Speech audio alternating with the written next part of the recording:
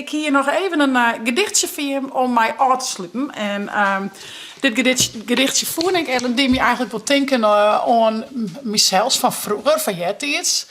Maar ik wel een beetje van de oude dagen dat ik wat ziek best ben.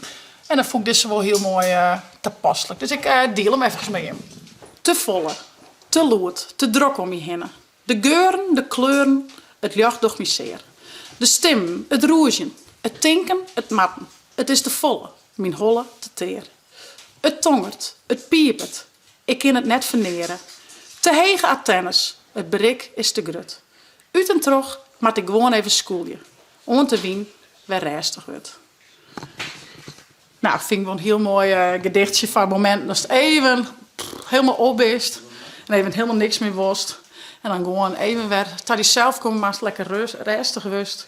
Nou, en ik merk wel dat die rest meer goed in had en dat ik het best een prima dag had. Dus dat is mooi.